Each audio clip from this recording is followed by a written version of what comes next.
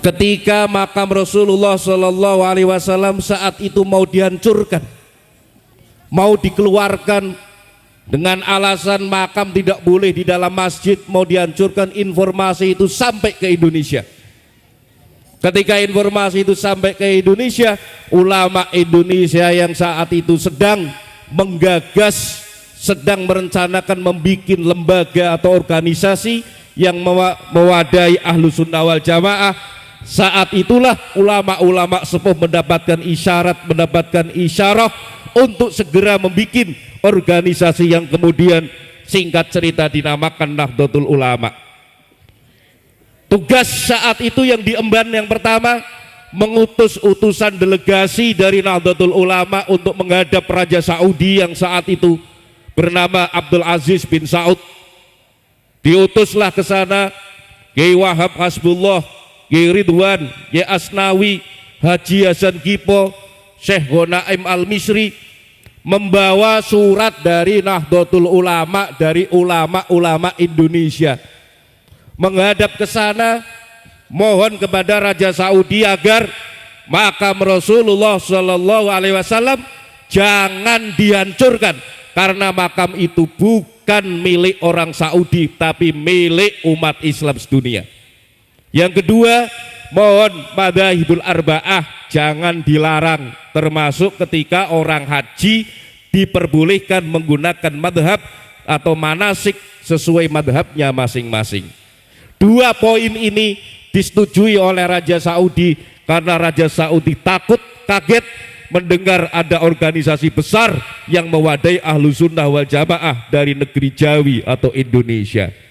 Hingga kemudian setelah itu makam Rasulullah masih ada sampai sekarang, termasuk salah satu jasanya Nahdlatul Ulama.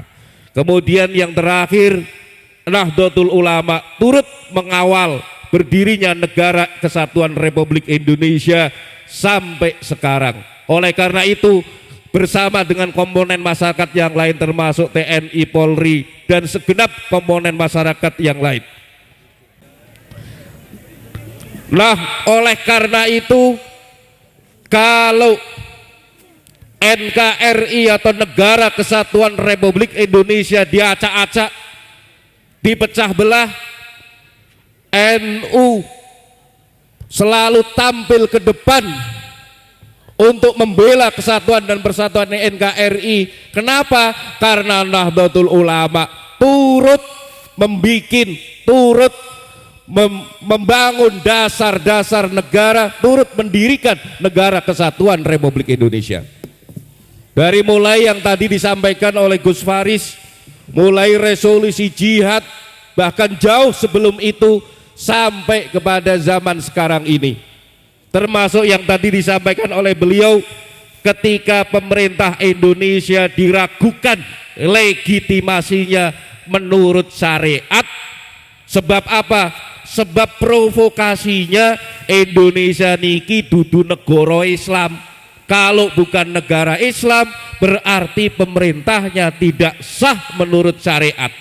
Kalau tidak sah menurut syariat, presidennya tidak sah, bupatinya tidak sah, lurahnya tidak sah. Kalau tidak sah, mangke nang masalah fikih perwaliannya pun tidak sah. Nek ono wong wadon tidak mempunyai wali, tidak mempunyai keluarga, kemudian wali hakimnya sinten? Wali hakimnya sinten? Pengulu nggih. Berhubung pengulunya diangkat oleh pemerintah, pemerintahnya tidak menggunakan syariat Islam, berarti tidak sah. Saat itu faham itu digembor-gemborkan kemana-mana. Umat Islam resah. Ormas yang lain tidak ada yang memberikan jawaban. Termasuk ketika ada zakat, amil zakat diangkat oleh siapa? Diangkat oleh sinten amil zakat? Diangkat oleh pemerintah. Berarti kalau pemerintahnya tidak sah, amilnya tidak sah. Ormas yang lain tidak ada yang angkat suara.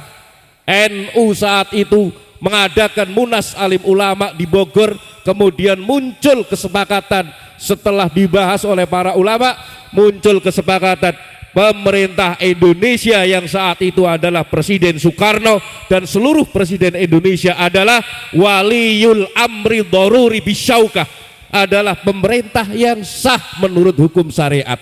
Jadi taat kepada pemerintah selagi tidak bertentangan dengan hukum syariat, hukumnya adalah wajib. Menjaga kesatuan persatuan Republik Negara Indonesia, mencintai tanah air, hukumnya adalah wajib. Dan ini sudah terbukti, dibuktikan salah satu karya syair yang disusun oleh Hadratus Syekh Kiai Wahab Hasbullah yang berjudul Hubbul Waton Minal Iman atau Ya Halal Waton. Beliau Hadratus Syekh Kiai Wahab sudah mengatakan, Indonesia biladi anta unwanul fakhoma kullu ma ya'tika yauman lam yalqal himama.